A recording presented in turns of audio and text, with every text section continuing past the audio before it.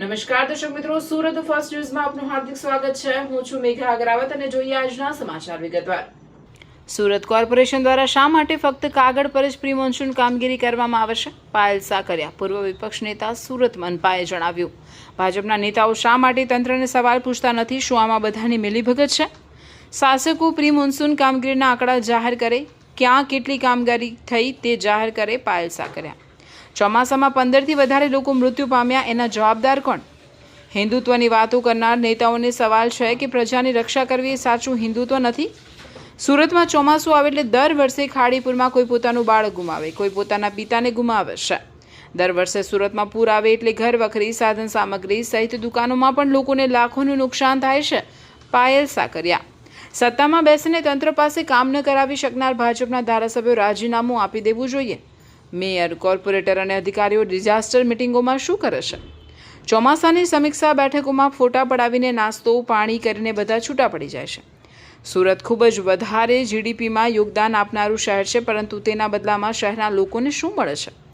પૂર આવે ત્યારે લોકો જાતે એકબીજાની મદદ કરતા હોય છે, તો તંત્ર શું કરે છે? ક્યાંય પણ ખોટું થતું હોય તેના વિરુદ્ધ અવાજ ઉઠાવવો એ આપણી ફરજ છે, અને મૂંગા બેસી રહેવું એ કાયરતા. પાયલ સાકરિયાએ કહ્યું.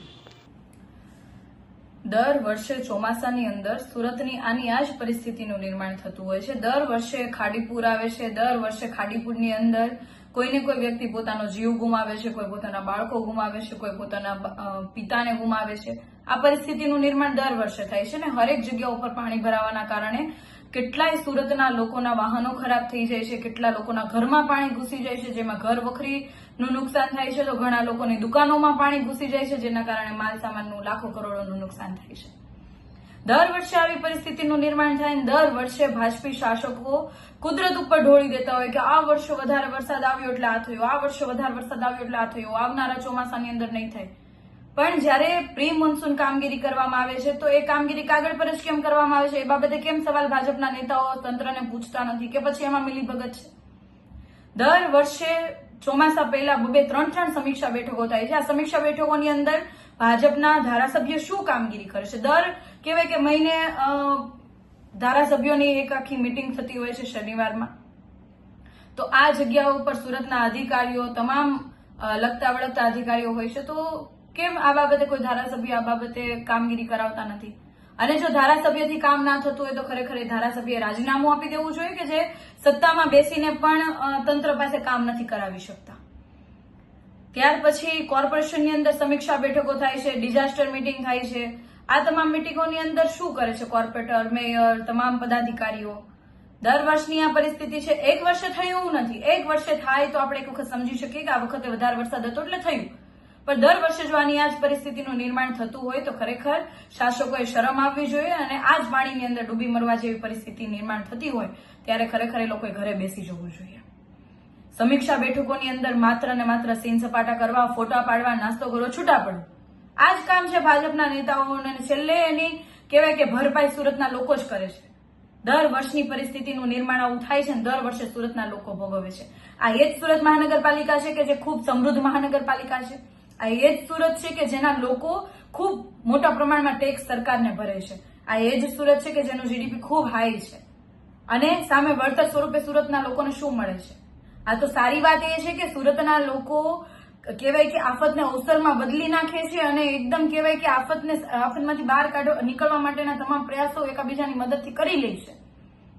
પણ તંત્રની શું જવાબદારી? પાણી ભરાયું હોય તો એની કાઢવાની જવાબદારી નથી. કેમ કે જો કોઈ પણ બેઝમેન્ટમાં પાણી ભરાઈ જાય છે તો પણ પૈસા ભરીને એ લોકોએ બેઝમેન્ટમાં પાણી કાઢવા માટેના મશીનો મંગાવવા પડે છે. તંત્રની કોઈ જવાબદારી જ નથી બનતી.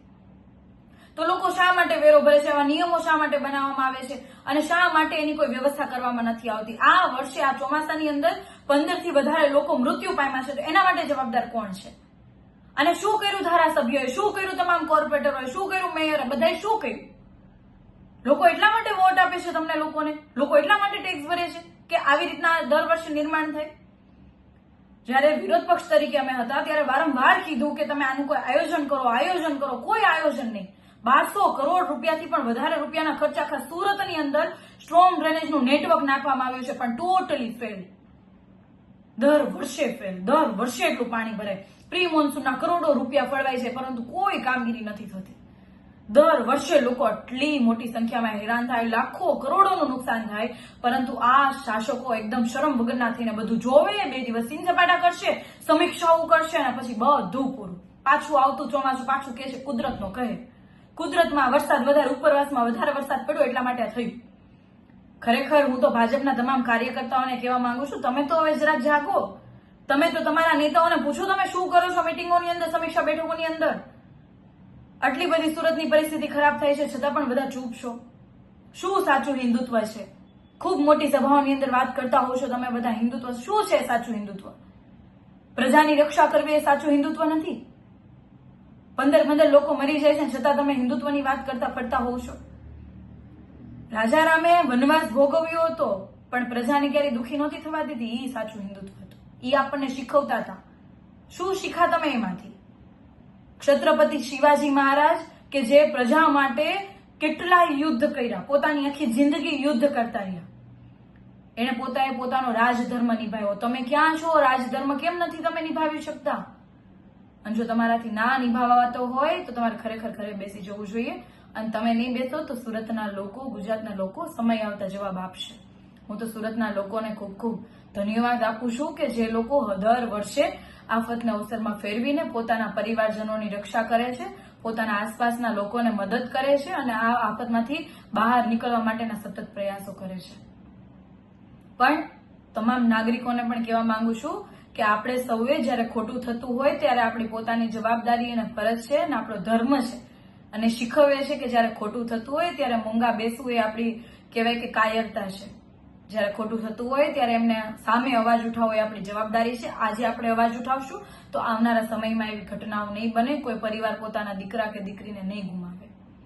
અને શાસકોમાં થોડીક પણ શરમ વધી હોય તો એ આ પ્રી મોન્સૂન કામગીરીના આંકડાઓ ડિક્લેર કરે કે આ કેટલી કામગીરી થઈ ડિક્લેર કરે. ખાડીની અંદર કરોડો રૂપિયા જે ફાળવ્યા હતા એમાં કઈ કઈ કામગીરીઓ થઈ એ બધું ડિક્લેર કરે. કોન્ટ્રાક્ટરોના નામ સાથે આ કોન્ટ્રાક્ટરને આટલા રૂપિયા ચૂકવ્યા. તમે કઈ નહીં કરી શકો તો કઈ નહીં, સુરતના લોકો એને જવાબ આપી દેશે. જય હિન્દ.